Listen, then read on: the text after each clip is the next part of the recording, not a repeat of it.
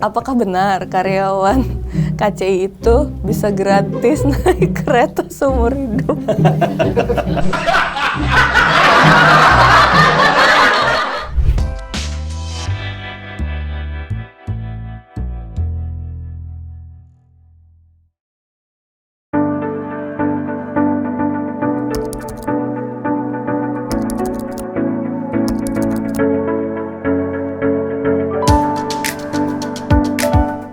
Hayo, siapa yang setiap hari naik KRL?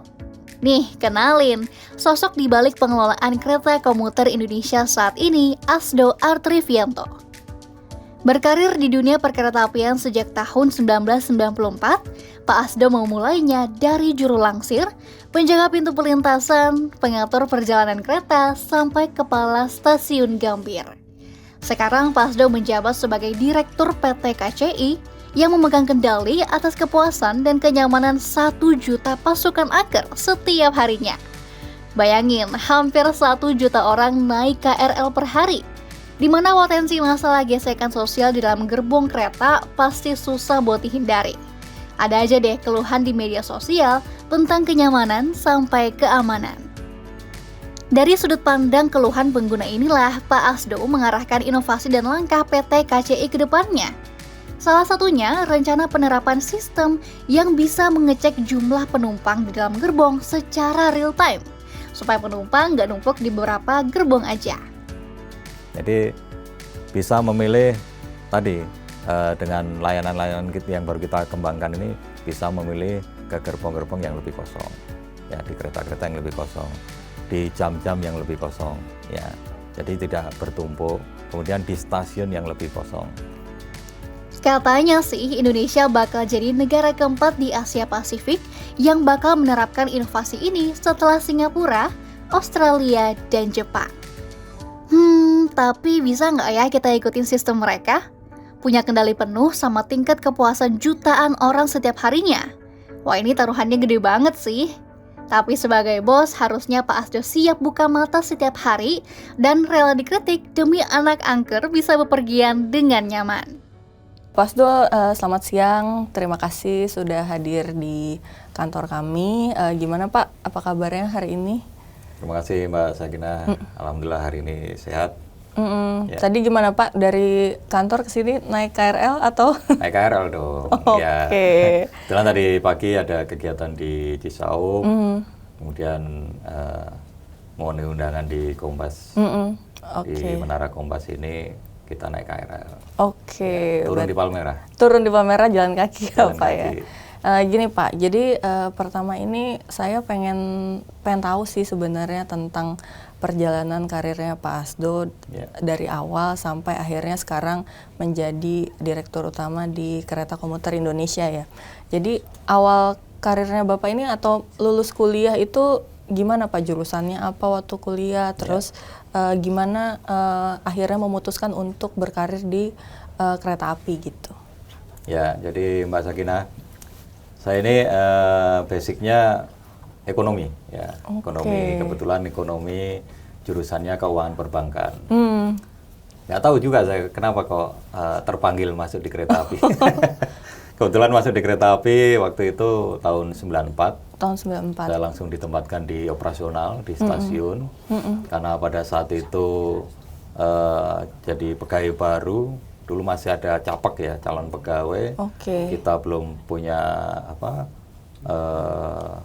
hak untuk mengikuti beberapa diklat ya, pendidikan karena masih calon pegawai. Nah, setelah menjadi pegawai, kita mendapat kesempatan untuk mengikuti diklat, ya, diklat fungsional, ya, diklat untuk sebagai pengatur perjalanan kereta api. Jadi pada waktu masuk ya pekerjaan apapun saya lakukan, termasuk sebagai juru langsir, penjaga pintu perlintasan. Nah, setelah kita mendapatkan pendidikan diklat, barulah kita diberi kesempatan untuk menjadi pengatur perjalanan kereta api. Ya, kalau Mbak Sakinah lihat di stasiun itu ada yang pakai topi merah. Topi merah bawa itu ya Pak? Itulah tanda awal yang karir itu. saya.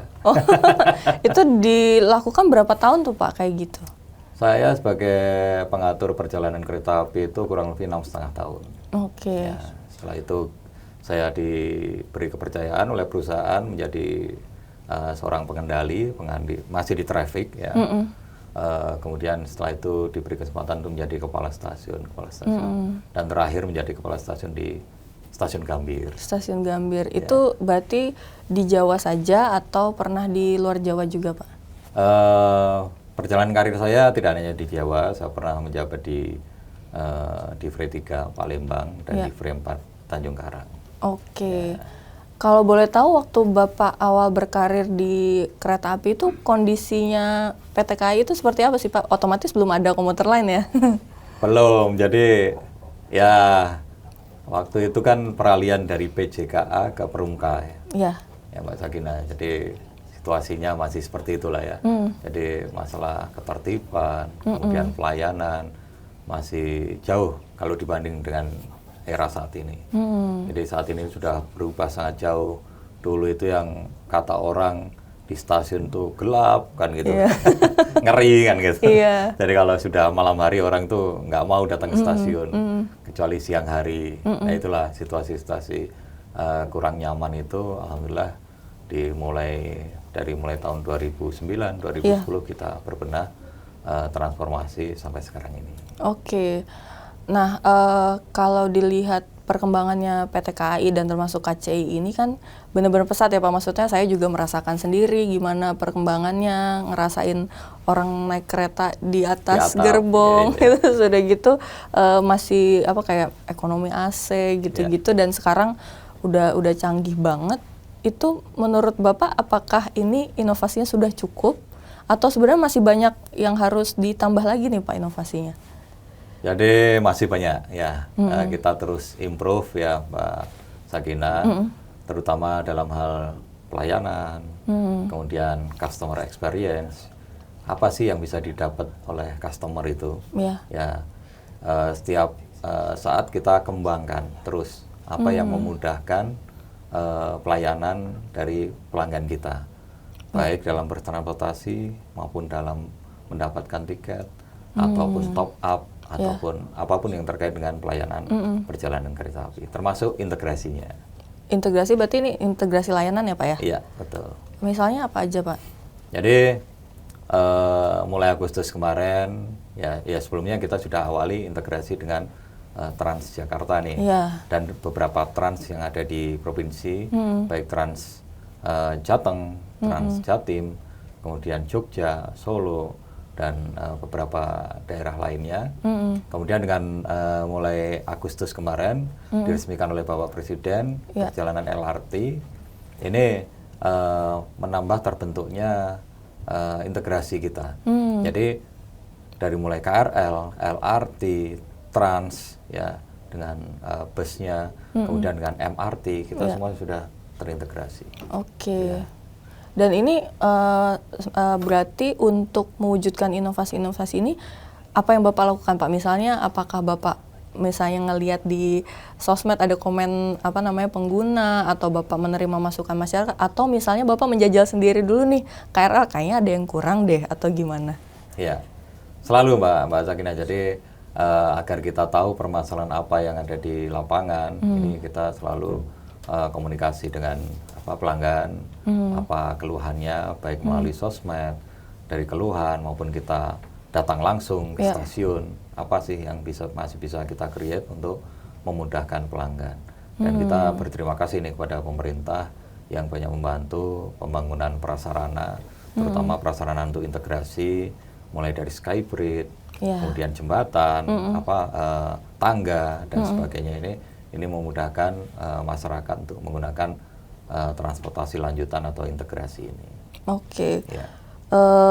Nah, ini kan yang banyak disorot sebenarnya kan KRL Jabodetabek ya Pak. Tapi untuk perkembangan KRL yang di Jogja Solo itu gimana Pak? Inovasinya apakah sama atau misalnya ada perlakuan yang agak sedikit berbeda nih? Itu gimana Pak? Memang ada perbedaan ya. Kalau di Jakarta ini benar-benar KRL ini digunakan oleh masyarakat untuk keseharian, ya dalam bekerja, ya dalam berbisnis, ya. Ada berbeda dengan yang di KRL Jogja Solo. Sekarang sudah sampai Palur ya, yang di Jogja. itu terlihat dari volumenya. Kalau di Jabodetabek ini di weekdays-nya dia terlihat tinggi, terutama di peak hour-nya. Iya. Nah, kalau di weekend itu landai sedikit banget turun. ya. Oke. Ya kan? Nah, berbeda nih kalau di Jogja Solo. Justru weekend-nya nih yang langsung melonjak tinggi. Karena banyak untuk wisata kali ya, Pak ya. Ya. Gitu. Tapi untuk misalnya inovasinya gimana Pak di sana? Sama aja? Sama. Kita yang jelas kita lakukan integrasi ya. Terutama tadi dengan Trans Jogja kita lakukan integrasi, kemudian kemudahan pembayaran. Kita punya kartu nih, KMT nih, Mbak Sakinah. Ini yang bisa digunakan untuk transportasi darat apapun. Mulai dari bus, kemudian MRT, LRT, semua bisa digunakan. Oke. Dan ini kayaknya banyak masyarakat kayaknya masih belum tahu deh ya Pak. Maksudnya bahwa ternyata benar ya KMT itu kita bisa pakai untuk transportasi darat lainnya, misalnya mau naik Transjakarta, LRT, terus atau misalnya yang di luar kota, yang di Solo, terus yang di Jawa Timur dan Jawa Tengah ya Pak ya. Oke. Bedanya dengan kartu elektronik perbankan ya. Itu kalau kartu elektronik perbankan tuh bisa digunakan untuk transaksi lainnya. Oh, belanja misalnya. Belanja misalnya atau tol ya. Tapi kalau yang KMT kita khusus untuk transportasi. Berarti nggak bisa buat belanja atau bayar tol ya Pak ya. Dan itu semua itu dari kartu perbankan, kartu elektronik perbankan, KMT, itu semuanya melalui card management system kita. Berarti KCI ada card management system sendiri dan ya Pak? Ini selama ini sudah berjalan dan sudah bisa dinikmati masyarakat setiap harinya. Oke, nah sekarang ini kan berarti kan Bapak balik lagi ke karir ya Pak ya? Bapak kan mengawali karir di KAI, terus mengemban tugas menjadi Dirut KCI. Bebannya besar nggak sih Pak? Aduh, kalau ditanya beban ya proporsional lah ya. Jadi kalau dilihat bebannya ya lebih berat KAI karena holding kan lebih besar. Sebelum di KCI ini saya juga diberi amanah sebagai Dirut anak perusahaan juga. Di mana di tuh, Pak? PT RMU Reska. Oh, Reska. Ya, jadi itu ya bebannya lebih kecil karena cuma jualan nasi goreng. Dan jual makanan di kereta ya, Pak. Ya, gitu. Dan mengelola frontliner termasuk parkir. Nah, begitu diberi amanah di KCI ini, ya ini kan KCI ini miniaturnya KAI. Betul. Karena mengelola operasi kereta api juga, walaupun yang dikelola adalah kereta api lokal yang diserahkan pada KAI Komuter. Oke. Tapi berarti ini ya Pak, maksudnya tantangannya menjadi Dirut KCI itu memang besar ya, karena kan ini benar-benar penggunanya sangat banyak, layanannya kompleks, dan urusannya kan nggak cuman penumpang sama kereta aja nih, inovasinya juga beragam gitu kan. Tapi apakah misalnya Bapak punya inovasi, itu gimana caranya inovasi ini turun ke bawahnya sampai ke pengguna itu, apakah Bapak punya cara sendiri untuk mensosialisasikan, nih kayaknya saya punya ide ini, terus udah gitu ini gimana supaya masyarakat bisa menggunakan itu dengan mudah gitu Pak? Ya, yang pertama kalau itu otomatis ya kita melalui sosialisasi ya, melalui program-program kami, pengenalan terhadap produk ya, program kami. Tapi terlepas dari itu kami juga ada hal yang lebih penting lagi adalah terkait dengan manajemen stakeholders. Ya, itu stakeholders gimana ini tidak hanya pelanggan kami, tapi juga dengan regulator, betul, ya, dengan pemerintah, dengan kementerian, lembaga negara. Nah, ini harus semuanya harus sinkron gitu. Oh, jangan sampai nanti ada yang tumpang tindih atau tidak terinformasi dengan baik gitu-gitu ya Pak ya. Oke. Nah, untuk layanan gitu Pak, itu Bapak melakukan evaluasi layanannya gimana sih Pak? Rutin kita lakukan evaluasi pelayanan ya, terutama masalah layanan sistem pembayaran, kemudian layanan kemudahan flow penumpang ya, kemudian melihat belajar dari keluhan-keluhan pengguna ya, atau penumpang. Berarti secara rutin ngecek ya Pak ya, kira-kira keluhannya apa sih gitu. Makanya langsung bisa direspon dengan baik gitu. Betul.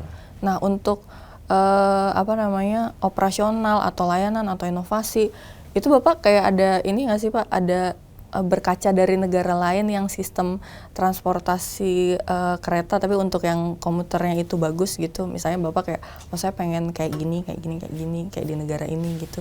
Ya kita pasti belajar ya Mbak ya ke negara-negara lain, baik yang di Asia maupun di Eropa kita belajar. Jadi apa nih yang bisa kita adopt, yang bisa kita lakukan, yang bisa kita terapkan di Indonesia ini, karena tidak semua applicable ya Pak ya. Terkait dengan culture, terkait dengan spek prasarana kita juga ya. Ini kita harus menyesuaikan juga. Oke, tapi berarti tetap melihat dari kondisi negara lain juga. Kalau misalnya ada yang bagus, kenapa ini ya? Pasti. Kenapa kita nggak aplikasikan? Nah, salah satu keluhannya penumpang KRL itu kan penuh ya Pak, keretanya penuh dan apalagi itu di jam-jam tertentu gitu. Nah terus dan itu bisa menyebabkan, kadang kita suka lihat yang viral ada yang berantem atau gimana. Itu dari KCI melihat itu gimana sih Pak? Apakah ada upaya yang dilakukan atau misalnya imbauan aja? Itu gimana Pak kalau dari KCI merespon kondisi penumpang yang gitu? Ya, jadi memang unik ya Mbak ya di KRL ini. Tapi itulah transportasi urban. Artinya kalau di Indonesia ini ya, terutama di Jabodetabek memang penuh. Tapi belum sepadat kalau kita lihat di negara lain. Contoh seperti di Jepang kalau lihat sampai didorong-dorong, sampai dan itu mereka merasa terima kasih didorong-dorong, bukan marah, karena saya bisa terangkut, bisa sampai kantor dengan cepat kan gitu. Nah inilah yang ini terus kita edukasi masyarakat ya, pengguna transportasi khususnya KRL ini ya. Jadi bisa memilih tadi dengan layanan-layanan yang baru kita kembangkan ini, bisa memilih ke gerbong-gerbong yang lebih kosong ya, di kereta-kereta yang lebih kosong, di jam-jam yang lebih kosong ya. Jadi tidak bertumpuk. Kemudian di stasiun yang lebih kosong. Ya, jadi tidak bertumbuh pada satu stasiun, pada jam tertentu, kemudian pada gerbong tertentu atau kereta tertentu. Ini berarti ini layanannya yang sedang digodok ya Pak, berarti sedang diproses. Ini berarti kerjasamanya dengan Google ya Pak? Ya, jadi di hari ulang tahun kami ke-15 kemarin, 15 September, kita launching ya, resmi kerjasama dengan Google Asia Tenggara. Kita akan memberikan layanan itu melalui Google Map, bahwa nanti pelanggan itu bisa melihat dari Google Map ya, bahwa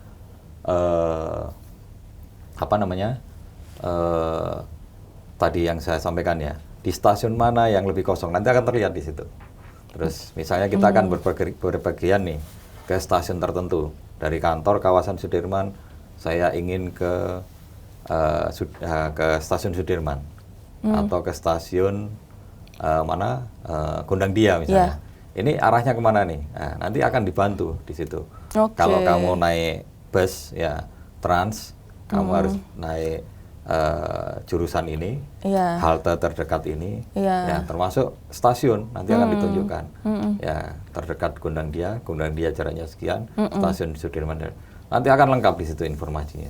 Nah, setelah kita memilih untuk naik KRL, ya itu nanti ada tambahan informasi di situ, bahwa stasiun mana yang lebih longgar, stasiun mana yang kepadatannya lebih tinggi, nanti akan terlihat di situ. Setelah kita masuk di stasiun, kita bisa cek tuh, kereta yang akan datang ini, kereta yang atau gerbong yang paling kosong atau yang paling padat di mana. Ya, rata-rata kalau Mbak Sakina pengguna KRL juga ya? Pengguna Pak. Dari rata-rata penumpang kita itu jarang yang mau bergeser di tempat-tempat menyebar gitu ya. Biasanya di sekitar tangga. Nah, di sekitar tangga, di sekitar eskalator, di sekitar lift. Nah, disitulah bertumpuk. Padahal kalau mau bergeser mungkin di kereta-kereta lain lebih kosong, lebih longgar. Nah, itu nanti bisa dilihat dari layanan salah satunya di Google itu. Oke. Iya. Dan ini kayak saya pernah merasakan ini di Sydney sih Pak, kayak gitu layanan itu. Berarti ini bisa terlihat ya di gerbong mana yang padat, yang kosong. Dan ini berarti jamnya itu jam berapa aja ya Pak? Bukan cuma di jam sibuk gitu. Jadi di Asia Tenggara nanti kita negara keempat yang menerapkan teknologi seperti ini. Jadi yang tadi ya Sydney yang pernah dicoba oleh Mbak Sakina, kemudian Singapura, Tokyo, dan Indonesia kita yang keempat. Oke. Wah, keren nih. Tapi ada lagi nggak Pak misalnya evaluasi di stasiun misalnya, karena kan ada beberapa memang stasiun yang kayaknya tiap hari padat deh gitu. Atau misalnya apakah butuh penambahan trainset gitu, itu apakah evaluasi itu juga dipertimbangkan, itu gimana Pak? Pasti. Jadi gini Mbak Sakina, kita kan ini baru masa transisi ya, di mana KCI ini yang sebelumnya, tahun-tahun sebelumnya, itu kita bisa membeli KRL bekas atau bukan baru dari Jepang. Betul. Ya.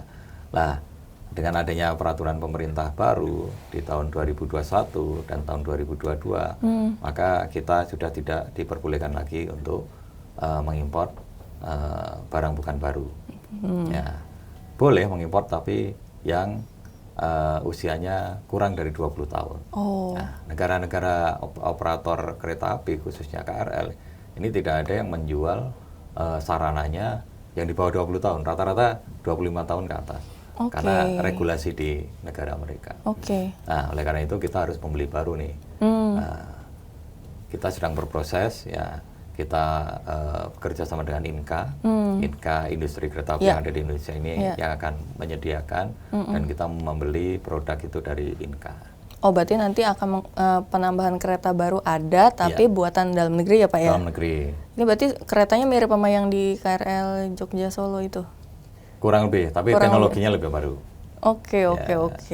Nah, itu berarti ini ya Pak, maksudnya KCI optimis ini akan bisa memberikan pelayanan yang lebih baik ke penumpang dan mengakomodir jumlah penumpang yang banyak gitu Pak. Sekarang berapa sih jumlah penumpang komuter lain tuh? Per day kita sudah sampai ke 900, kita menuju ke 1 juta per harinya. Menuju 1.900.000 per hari? Per day, per hari. Ini berarti semua Jabodetabek dan Jogja? Hanya Jabodetabek. Kalau dengan Jogja, kemudian Bandung, ya, Jawa Timur itu kurang lebih 1.300.000. Ya. Apakah ada misalnya KCI punya target bisa nih berapa maksimalnya gitu Pak? Kalau Jabodetabek target kita menuju 1 juta penumpang. Menuju 1 juta. Ya. Wow, ternyata banyak ya Pak. Dan memang benar ya, karena memang penumpangnya memang banyak, pembenahan juga harus banyak dan inovasinya juga nggak boleh berhenti, nggak bisa. Dari 900 itu salah satunya Mbak Sakina itu tadi. Betul, tiap hari Pak. Tiap hari naik KRL. Nah, tapi mundur ke beberapa tahun lalu Pak, pas pandemi itu kondisinya gimana sih Pak? Ya, memang di saat pandemi hampir semua transportasi tidak boleh jalan. Karena semua perkantoran, pusat pembelanjaan, ya aktivitas ekonomi lockdown, ya kan. Tapi KCI, KRL ini tetap mendapatkan amanah dari pemerintah, dari negara untuk tetap jalan, agar perekonomian tetap berjalan, ya tidak berhenti total. Itulah situasi pada saat pandemi. Itu yang dilakukan KCI saat itu tuh gimana Pak? Apakah ada jumlah perjalanan yang dikurangi? Pasti. Atau, tapi kan memang tetap berjalan gitu. Itu jumlah penumpang, itu gimana Pak? Kondisi jumlah penumpang waktu itu anjlok banget? Atau? Turun drastis ya. Tapi kita tetap harus melayani, terutama untuk mobilisasi para medis. Ya. Mereka kan tetap butuh ya. Kemudian petugas keamanan.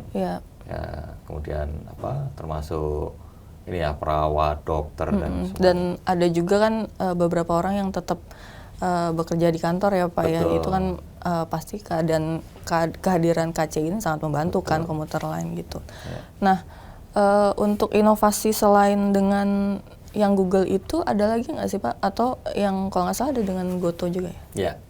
Jadi layanan KRL ini, jadi tidak hanya kita menyiapkan layanan perjalanan KRL-nya saja, tapi kita menyiapkan bagaimana, ini termasuk inovasi tadi ya, bagaimana first mile-nya, last mile-nya, ini bisa dinikmati oleh pelanggan kita.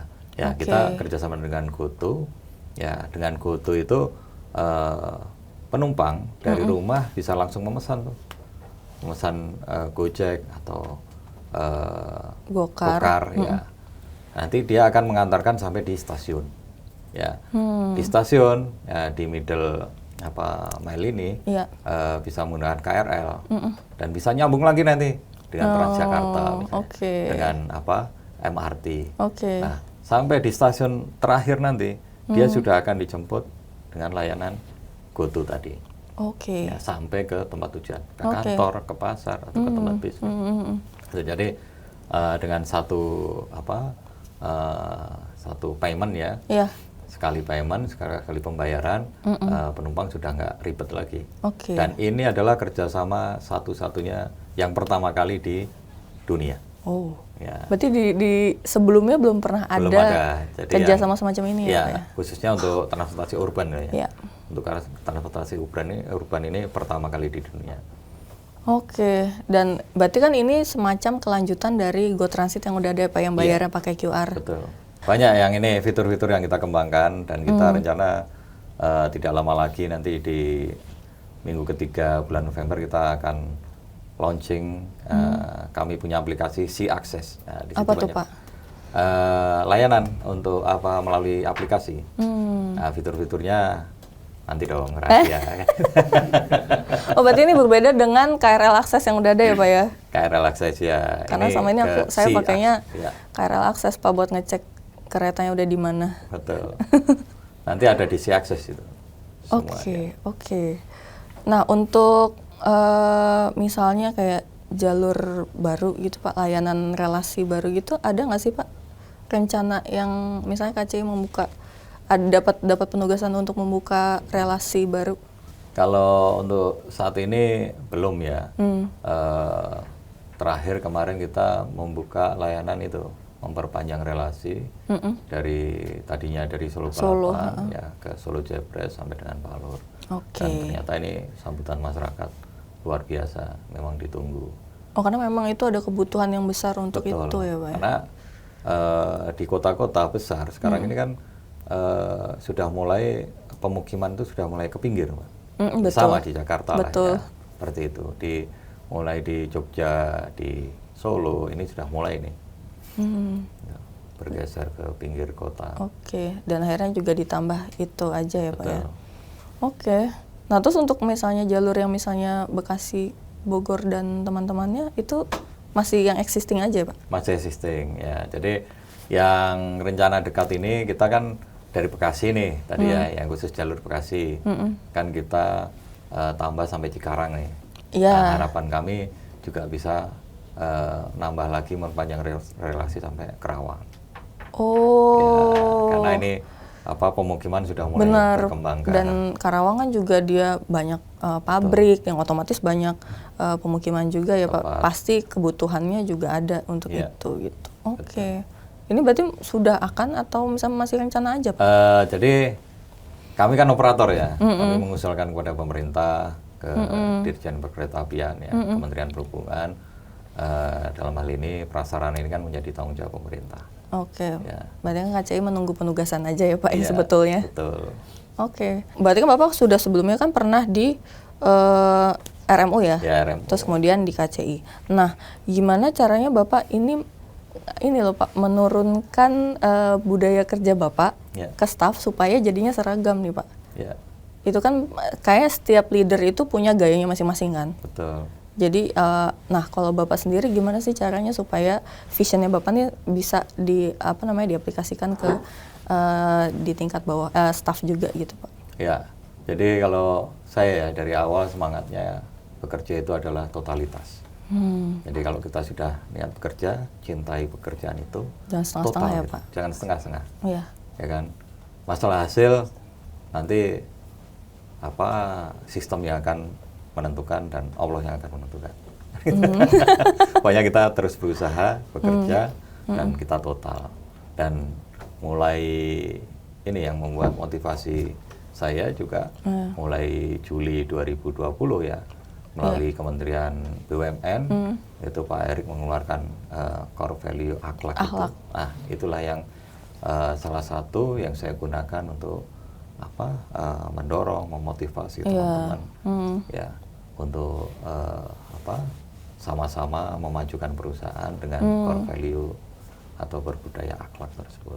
Oke, jadi ya dengan berbekal akhlak itu, jadinya kan Bapak bisa ngasih motivasinya yang ya udah sesuai dengan jalur yang ada, udah dikasih di lebih terarah gitu ya Pak. Ini termasuk applicable juga buat karyawan yang masih muda-muda kan Pak, yang masih milenial dan Gen Z. Jadi di KCI ini kebetulan hampir 81% itu terdiri dari generasi Gen Y dan Gen Z. Milenial. 81%. 81%. Dari total karyawan ada? Total karyawan kurang lebih 2.200. Oke. Kalau dengan frontliner yang orsos yaitu sekitar 11.000. Oke. Tugas-tugas yang di stasiun. Itu manage-nya gimana Pak? Anak muda sebanyak itu? Ya kita yang harus mengikuti. Kebetulan kalau saya kan kelompok kolonial ya, jadi yang kolonial ini yang presentasinya lebih kecil, kita yang harus mengikuti. Beradaptasi ke anak-anak muda itu, betul. Ya Pak. Oh, makanya berarti ngecek-ngecek medsos juga Pak, keluhan-keluhan. Pasti. Jadi saya juga selalu sampaikan ke teman-teman, terutama yang milenial sini, untuk berhati-hati bermedsos kan gitu, karena jejak digital ini sangat penting. Oke. Ya, bahkan sekarang penilaian dari ajang award ya, penghargaan, kemudian rekrutmen, sekarang dilihat dari jejak digitalnya. Betul. Iya. Jadi jangan sampai kita mencelakai diri sendiri karena medsos ya Pak ya. Ya, dan ini untuk ini nih teman-teman yang masih milenial nih yang harus jadi perhatian. Gitu. Betul. Oke. Nah, untuk kedepannya Bapak tuh membayangkan layanan komuter lain ini bakal seperti apa sih Pak? Ya. Kalau saya ya bermimpi kan gitu, layanan komuter ini ya semakin hari semakin memudahkan masyarakat ya, baik dari sistem pembayaran, dalam bertransportasinya, layanannya, terutama yang lebih utama adalah masalah keselamatannya. Oke, berarti sebagus-bagusnya layanan kalau keselamatannya kuncinya di keselamatan, nggak jadi fokus. Betul. Oke, bagus Pak. Dan berarti ini ya Pak ya, optimis ya Pak, bakal penumpang komuter lain lebih dari 1 juta. Harus dong, harus. Berarti akan semakin penuh. Jadi di bulan Maret ya, di bulan Maret kurang lebih kita sudah menyentuh angka di 970-an. Udah hampir 1 juta. Berarti sekarang mungkin udah 1 juta kali ya Pak? Ya, jadi dari integrasi LRT ini, ya, kita kan ada stasiun integrasi namanya Stasiun Cawang. Ya. Dari masyarakat Cibubur, Cikoko, Kampung Rambutan, Taman Mini, sekitar itu tadinya tidak bisa menikmati layanan KRL kita. Oh, karena nggak ada stasiunnya, jauh. Benar. Stasiunnya harus ditempuh 1 jam, bahkan lebih. Ya. Sekarang dengan hadirnya LRT ini, mereka dengan mudah menikmati layanan KRL. Betul. Mereka turun di stasiun Cikoko, turun ke bawah, lanjut KRL. Di stasiun Cawang, lanjut KRL. Berarti dengan adanya LRT ini kan baru dari Agustus lalu ya Pak. Ini berarti menambah jumlah penumpang KRL itu cukup signifikan ya Pak? Cukup signifikan, hampir 32%. Hampir 32%. Itu baru 2 bulan mungkin. Sekaligus kita mengimbau ya kepada masyarakat ini, dengan kepadatan yang ada di Sudirman, karena Sudirman ini menjadi hub, jadi stasiun integrasi dengan duku atas. Ini kita punya stasiun yang lebih leluasa, lebih lega, dengan peron yang lebih panjang di stasiun BNI City. Nah, ini alhamdulillah dengan sosialisasi, dengan kita menambah gate di layanan di bawah peron. Ya, kalau tadinya kan harus naik ke atas. Betul. Mesin tappingnya atau gate-nya. Ini sekarang kita tambah gate di bawah yang bisa langsung mengakses masuk ke peron. Ini yang sebelumnya itu kurang dari 2.000 ya, sekitar 1.800 untuk penumpang yang ada di BNI City. sekarang sudah mencapai 4.000 lebih. Nah, mudah-mudahan ini masyarakat bisa tidak bertumpuk di Sudirman, stasiun Sudirman, tapi bisa bergeser ke BNI City supaya tidak terlalu padat. Khususnya pas jam-jam sibuk ya Pak, misalnya jam berangkat kantor, jam pulang kantor, toh juga jarak dari stasiun Sudirman ke BNI City kan sangat dekat gitu. Dan jalan kaki sehat. Jalan kaki. Betul. Nah, ini pertanyaan terakhir sih Pak. Ini kita bercanda aja Pak. Apakah benar karyawan KCI itu bisa gratis naik kereta seumur hidup? Naik komuter lain loh Pak. Naik komuter lain bukan naik kereta. Enggak seumur hidup hoax. Selama kita punya ini. Sama aktif. Ini bisa untuk buka pintu nih, buka gate. Nah, nggak cuma pintu kantor, tapi pintu kereta juga. Iya. Gate yang ada di stasiun ya bisa menggunakan ini kartu. Jadi semua pegawai KCI mempunyai kartu ini. Tapi setelah pensiun ya sudah. Oh, tapi berarti selama masih aktif bekerja bisa naik KRL gratis Pak? Gratis. Wah, enak. Wah, kita kerja aja di KCI. Oh gitu. Soalnya kayaknya banyak penasaran nih. Soalnya kan kalau di medsos, apalagi kayak ngelihat yang medsos-medsos khusus isinya penggemar-penggemar dan angker-angker lucu-lucu Pak. Jadi memang kita pun juga karena kita gratis ya di dalam kereta kita selalu tidak pernah duduk. Kita selalu harus memprioritaskan penumpang. Jadi kalau misalnya udah duduk otomatis termasuk saya di rute pun kalau naik KRL berdiri saya. Pernah Pak? Ya. Tiba-tiba lagi duduk terus ada yang nggak pernah duduk saya. Kalau naik KRL nggak pernah duduk. Tadi ke Cisauk PP juga berdiri. Tapi pernah ini nggak sih Pak?